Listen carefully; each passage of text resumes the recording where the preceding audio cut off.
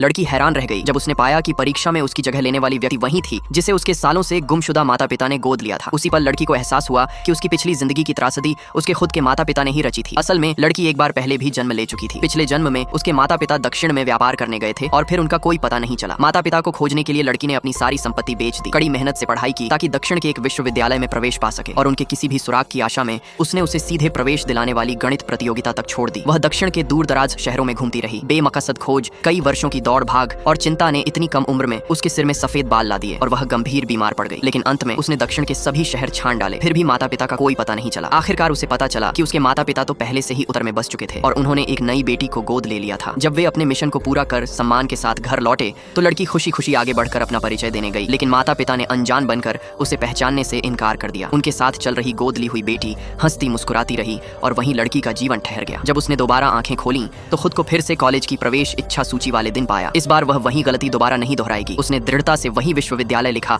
जिसमें वह सच में जाना चाहती थी, उत्तर का राष्ट्रीय विज्ञान विश्वविद्यालय। जब आप लोग देश के लिए शहीद हो चुके हैं तो मैं आपके नायक कन्या का दर्जा लेकर उत्तर की ओर पढ़ने जाऊंगी। लेकिन जब उसके देखभाल करता अंकल जियांग को पता चला कि उसने अपनी पसंद बदल दी है तो उन्होंने सख्ती से विरोध किया। उनका कहना था कि उसका संरक्षक होने के नाते उसे दक्षिण जाने के लिए मार्गदर्शन करना उसकी जिम्मेदारी है, क्योंकि वही उसके माता पिता को ढूंढने का सही रास्ता है। लड़की ने उनसे अपनी वर्षों की खोज की पीड़ा बताई। अगर दक्षिण में हमेशा सन्नाटा रहा है तो उसे उत्तर में जाकर देखने का अधिकार है। लेकिन अंकल जियांग का आग्रह था, तुम्हारे माता पिता उत्तर में बिल्कुल नहीं है। ऑफिस के शिक्षक लड़की की निष्ठा से भावुक हो गए और अंकल जियांग को हस्ताक्षर करने के लिए समझाने लगे। आखिरकार सभी के दबाव में उन्होंने अनिच्छा से दस्तावेज पर हस्ताक्षर कर दिए। ये तुम्हारा खुद का चुनाव है। अगर तुमने अपने माता पिता से मिलने का मौका खो दिया तो कोई शिकायत मत करना। लड़की को पहले ही अंकल जियांग के व्यवहार में कुछ अजीब लगा था और उसने सत्य जानने का निश्चय किया। क्यों उन्होंने प्रतियोगिता से पहले उसे बंद करके रखा था। दूसरे दिन जब वह प्रतियोगिता केंद्र पहुंची तो कर्मचारियों ने कहा कि वह तो पहले ही अंदर प्रवेश कर चुकी है। वह हैरान रह गई और अपना पहचान पत्र दिखाकर साबित किया कि वही वास्तविक व्यक्ति है। शोर सुनकर अंदर के शिक्षक बाहर आए और उन्होंने पहचान की जांच के लिए फिंगरप्रिंट मशीन मंगवाई। जब लड़की ने मशीन पर हाथ रखा तो परिणाम में वही नाम दिखा, वे याओ बेन रेन। सभी लोग आश्चर्यचकित थे। तभी उसके पिता के पुराने साथी ने अचानक उसका नाम पहचान लिया और बोले, लड़की क्या तुम खुद को पहचान नहीं पाई। लड़की ने अपने बचपन के किस्से बताकर साबित किया